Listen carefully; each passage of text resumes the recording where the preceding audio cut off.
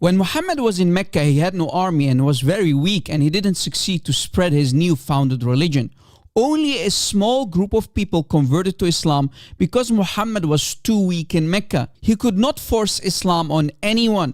Most people simply understood that he was a liar, a fake prophet. When Muhammad left Mecca and migrated to Medina, things started to change. He became very violent when he got himself an army and started to rob caravans of the Quraysh and killed, looted and enslaved the Jews of Medina.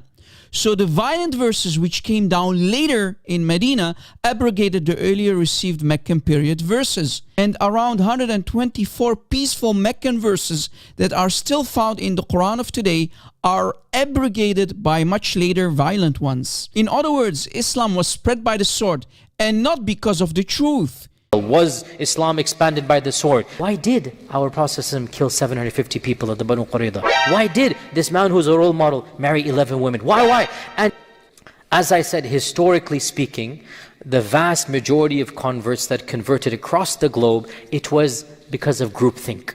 Your people are converting, you're going to convert as well. Well, that's not going to happen by and large in this land unless Allah wills a miracle, but that is atypical. It has never happened in human history, as far as I know, where people just converted en masse by themselves.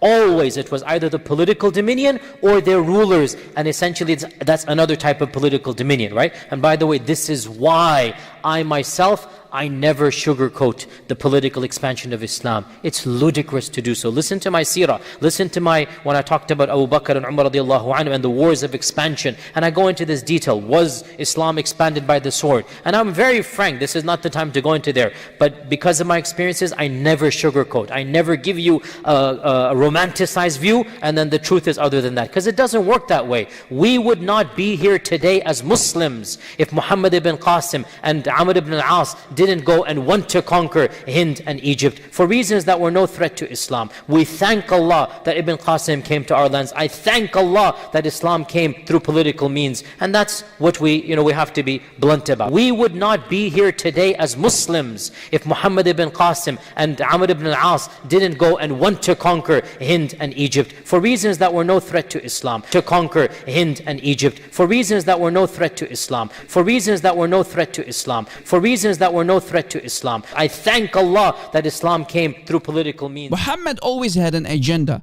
It was his plan from the beginning to become a warlord and force Islam on everyone and everybody, and we are going to prove it in this video. If you are new to Islam, you might ask yourself the following question.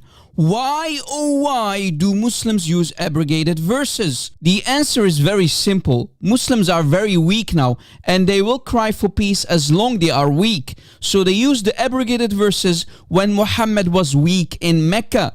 But the moment they have the upper hand, then there's no need for peace anymore, and the abrogated verses have no use. We can find a way to coexist. Can there be a peace between us?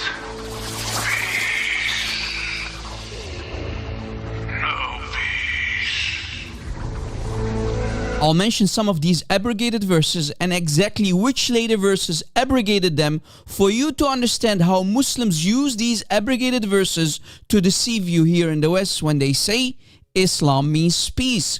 Notice, Muslims will use these abrogated verses as long they are very weak. As reference for this video, I'll use the renowned work of the famous classical scholar Ibn Hazm al-Andalusi's book called An-Nasikh wal-Mansukh, which means abrogating and abrogated, to prove to all of you that the only job for Muslims is offensive jihad, to fight everyone and everybody for the sake of their false god Allah, who is too weak to fight his own battles, but needs the help of his bloodthirsty slaves. The first verse that I like to mention is the most famous one, the abrogated verse which Muslims often use. Surah Al-Baqarah chapter 2 ayah 256. There is no compulsion in religion. On page 30 of Ibn Hazm's book, we can read Allah saying, La ikraha fi din. There is no compulsion in religion, was abrogated by the violent verse Surah 9 ayah 5.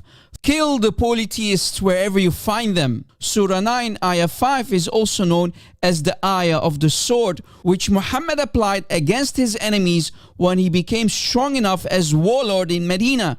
In other words, Muhammad did not need to cry for peace when he had the upper hand. The second abrogated verse that I like to mention is the one that Muslims often recite to lie about Islam and call it peace, is Surah 109 ayah 6.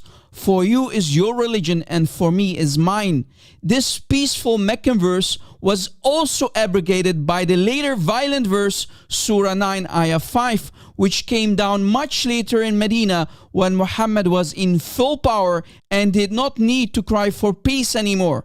This info about the abrogation is also found in Tafsir al-Baghawi for Surah al-Kafirun verse 6, where the same is said. This verse is abrogated by the verse of the sword, which is Surah At-Tawbah, chapter 9, ayah 5. Verse number 3 that I want to bring to your attention is chapter 18, ayah 29. So whoever wills, let him believe, and whoever wills, let him disbelieve. This verse is abrogated by chapter 81, ayah 29, which says, but you cannot will unless Allah wills. Verse number 4 that Muslims love to deceive people with is chapter 60, ayah 8. Allah does not forbid that you be kind and just to those who did not fight against you on account of religion, nor drove you out of your homes. This verse is abrogated by the very next verse, verse 9. Imagine, Allah just changed his mind in the very next verse. How convenient. Allah truly looks like a kid in a candy store. Please try to convince me that these are the words of God and not the words of Muhammad, a violent warlord who keeps changing his mind to command his slaves to fight for his cause, yet claiming it's God who calls for jihad against his enemies. As you see, all of these peaceful verses were abrogated when Muhammad became a violent warlord. Muslims will use these abrogated peaceful verses because they are very weak now. But when they have the upper hand and are strong enough, there is no need for peace anymore. So Muslims are silently waiting till they are strong enough to attack and enslave the entire planet. And this is why we always say, without lies, Islam dies. Stay away from Islam.